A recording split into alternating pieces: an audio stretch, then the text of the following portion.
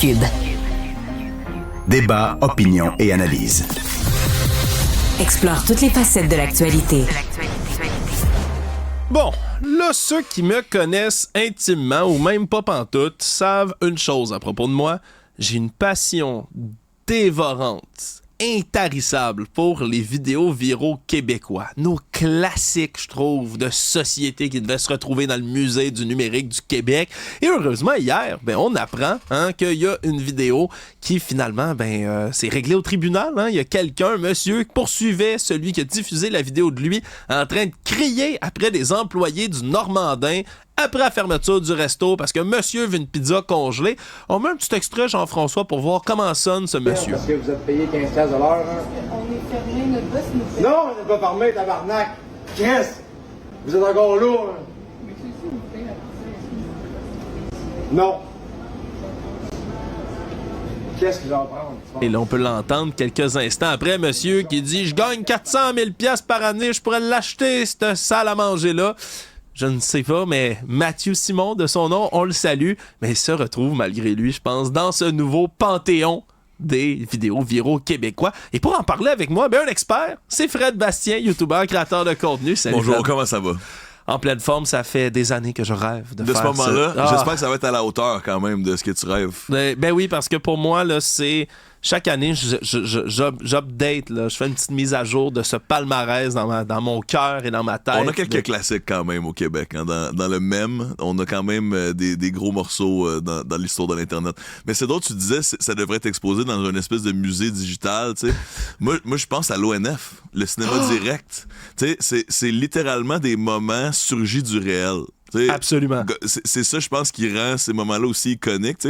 On va en parler, il y en a une couple, on se souvient de Tequila Heineken, oui. Un grand classique. Mon père est riche, c'est un autre énorme classique. Mais tu sais, ces vidéos-là, on en a sorti quelques-uns, toi et moi, ensemble. Là, toi, je sais que tu es un expert, mais je me suis posé la question...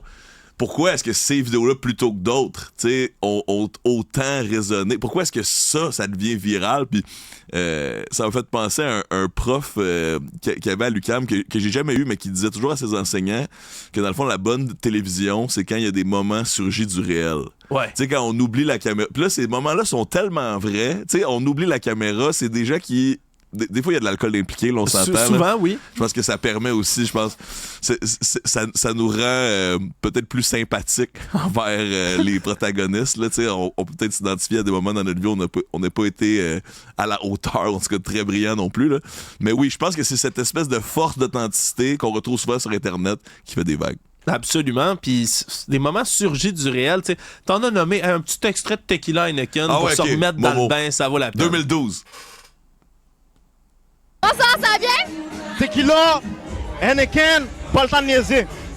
Qu'est-ce que tu penses de notre événement, Candy? L'événement est incroyable. Et pourquoi? Tout là. Mais moi là, je vais rajouter du dancehall à l'événement.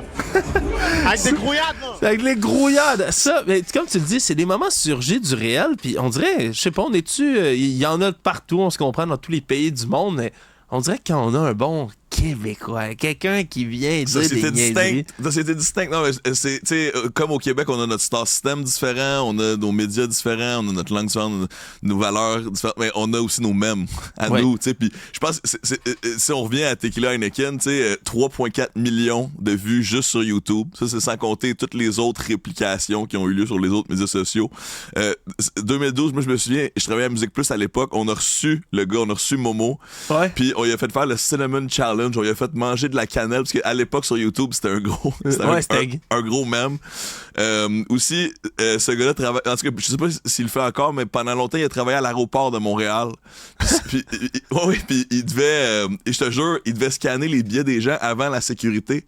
Puis tu sais, je veux dire, moi j'ai vu une de mes collègues qui a pris une photo avec lui quand elle a pris un voyage. Moi les 2 fois où j'ai passé, j'ai fait un petit bonjour, mais je me disais ça doit être tellement intense de vivre cette grande ferveur, d'avoir cette célébrité instantanée-là, mais pour quelque chose qu'on contrôle pas du tout. Non, c'est ça. T'sais, je sais pas pour toi, mais je sais pas si ça t'arrive de le faire arrêter à l'épicerie une fois de temps en temps, quelqu'un qui aime ton émission, ou genre, quelqu'un qui te reconnaît dans le fond. Quelquefois, oui. Bon. Puis je pense que généralement, c'est vraiment... C'est souvent des situations agréables parce que les gens, ils veulent nous complimenter, nous dire qu'ils aiment notre travail. Des fois, ça peut être un peu fatigant aussi. Mais même là, tu sais, je pense aux gens qui sont très célèbres, ça peut être un peu fatigant aussi. Tu sais, même si t'es Katy Perry ou même, tu sais, même si tu te fais célébrer pour ton travail, des fois, tu veux avoir un peu d'intimité.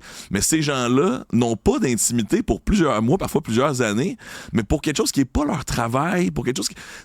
Moi, je pense que ça doit être tout un processus psychologique de dealer avec cette célébrité-là. Ouais.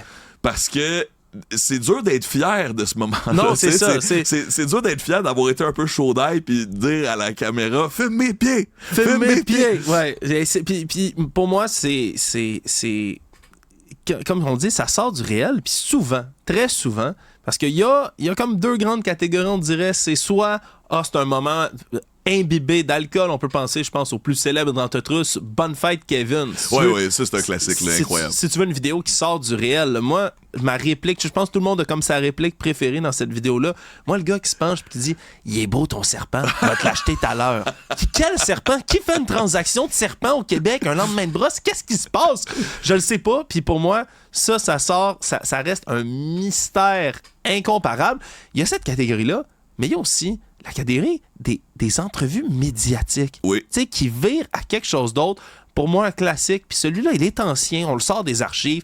Les poils contre les yo. Oui, ça c'est intéressant quand même. Ça, tu qualifies ça de mème, dans le fond. Ça a traversé les époques, là. Ben, moi, il y a beaucoup de gens qui m'en parlent de celle-là. Puis, bon, tu sais, ça reste un reportage média. Puis je pense même que c'est du vieux TVA, là, comme qui s'en va là-bas, puis qui s'en va prendre des témoignages qui présentent ça comme un documentaire, là. Tu sais, c'est épouvantable. Et on en écoute un morceau. D'un côté, il y a les yo. Ils sont une trentaine dans l'école. On peut les reconnaître facilement. Ils portent souvent des casquettes et des pantalons larges. Mais s'il commence à m'écœurer, là, par exemple, je vais voir rouge. Pareil comme Jean-François Topping.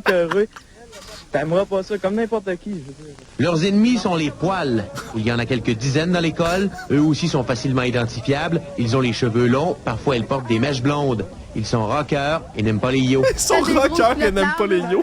J'ai l'impression qu'on a genre d'un côté, on a des fans de Marvel, puis de l'autre côté, on a des fans de DC. C'est genre, on s'aime pas parce qu'on savait pas pareil. Ah oui, puis ça, c'est une vidéo dans laquelle, ben, tu sais, c'est tragique. C'est pas tragique, mais tu sais, il y a un conflit, puis il y a des jeunes qui s'amènent des barres à clous à l'école, puis tout le monde comme se menace. Mais c'est comme surréel. Ça, c'est le Québec dans lequel j'ai grandi, mesdames et messieurs. C'est fun. Les années 90, c'était rough, on peut dire le beau grand. T'en as-tu une vidéo préférée? Oui. Toi, mais tes coups de cœur. Rapidement sur Kevin, là, je recommande aux gens qui veulent vraiment s'immerger de ce documentaire d'aller sur la chaîne officielle. Parce que dans le fond, si vous tapez... premièrement, le nom de la vidéo, c'est un mot pour Kevin. Ce qui est encore plus parfait. C'est même pas Bonne Fête Kevin, le nom de la vidéo. Kevin. C'est un mot pour Kevin, ce que je trouve... C'est parfait, c'est presque bourgeois. Un mot pour Kevin. Puis 2 129 000 visionnements, c'est sorti en 2008. Mais allez sur la chaîne, OK? C'est Soper666 qui a publié la vidéo le 28 septembre 2008. Mais c'est parce qu'il y a d'autres vidéos sur sa chaîne qui sont incroyables. OK, je te jure, il y a des vidéos du même party, là.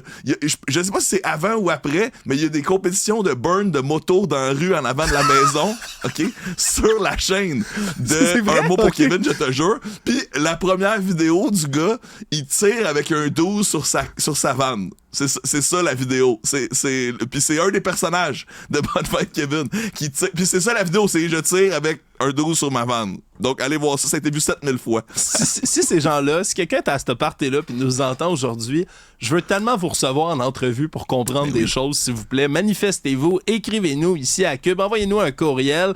Vraiment, ça vaut la peine qu'on s'en parle. Moi, je vais entendre tes coups de cœur, Fred, parce qu'on pourrait passer la journée en relater, mais il doit en avoir des préférés pour toi. Je veux dire, mon père est riche, c'est un moment pur quand même. Écoutons-le, on va se mettre dedans.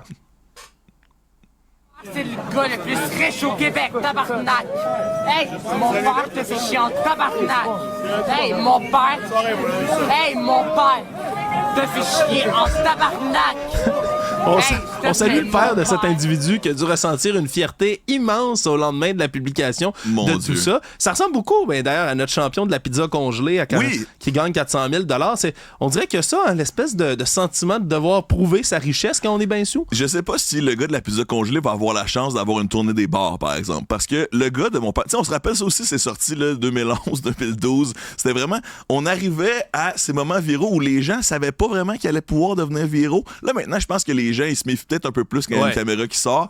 Mais lui, là, Jonathan Montalvas, à l'époque, a fait une tournée des bars à Québec après cet incident. Il y avait un agent. Il a engagé un agent pour gérer sa célébrité à l'époque.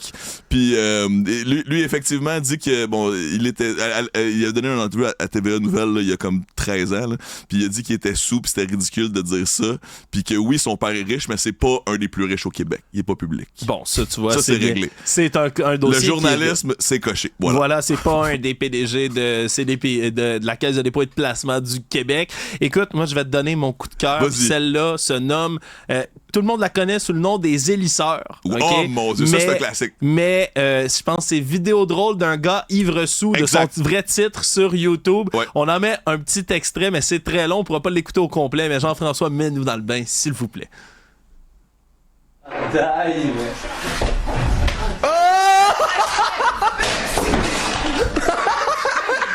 T'es bien calme. T'as-tu filmé ça? Le gros, t'es tellement... T'as-tu filmé ça, le gros? T'es tellement calme. Puis il répète plusieurs fois, j'espère que t'as ça sur caméra, gros. Et gros, il l'avait sur la caméra. Une vidéo dans laquelle l'homme, là, vous le voyez, essaie d'attraper son chandail. Il est chaud raide, tombe, défonce une des pales du ventilateur qui est au plafond. Et là, s'ensuit une scène d'anthologie où il y a tous les personnages. Tout le monde est sous, personne comprend. La personne chez qui ils sont est en joie le vert. Il est là, c'est fini, le gros. Il y en aura plus de party, gros. Puis tout ce temps-là, il y a le gars qui est mort à terre. Il y a un gars qui a du savon dans la face, qui comprend plus rien. Puis, ta gueule, Guy est mort à terre. Puis toi, t'es sa panique pour ton hélice. Ça n'aurait pas pu être scénarisé. Ça se peut pas. Quentin Tarantino n'arrive pas à la cheville de cette vidéo. C'est incroyable aussi. J'ai regardé dans la régie pendant qu'on le présentait, puis il y avait clairement une recherchiste qui n'avait jamais vu cette vidéo parce que elle s'est esclaffée à la seconde où le gars tombe en bas. Ah, puis elle a rien vu encore. Non, exact. C'est ce que cette vidéo fait aux gens. Pour la trouver, on va sur YouTube, on tape élisseur, comme hélice, mais comme si c'était un nom, ok, au pluriel. Écoute, non, mais à la base, c'est qui m'a mis du savon dans la gueule? Je me suis tellement cassé la gueule, là. Dis-les, gros, qui te manque un hélice. À la base, là, c'est qui m'a mis du savon dans la gueule? Je me calisse de toi, man. Jessie a failli mourir, man. Jessie a failli mourir. Jessie est mort. Le nombre de citations iconiques dans cette vidéo, c'est incroyable. Puis, encore une fois, pourquoi cette vidéo? Là, d'ailleurs, la version sur YouTube, je pense que c'est peut-être un retéléversement. Ça se pourrait. Parce que, d'après moi, cette vidéo, je l'ai vue avant. Là. Ça fait longtemps. À moins que c'est une vieille vidéo qui est éventuellement qui est redevenue virale. Mais oui, celle-là vaut la peine. Real Heads, le nom sur YouTube, si vous voulez voir le nom de la chaîne.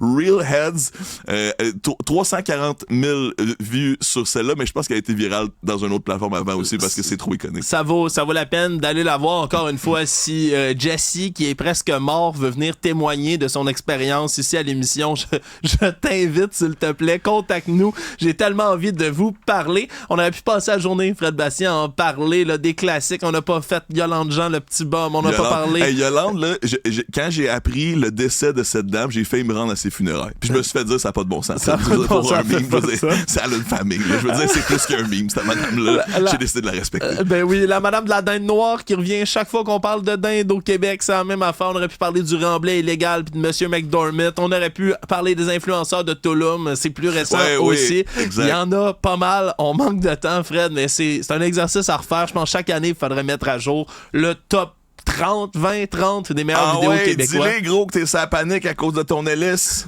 Ah, ça, moi, je suis sa panique, ben raide. Fred Bastien, c'était un plaisir de réaliser cette entrevue. Merci d'avoir été là. YouTube.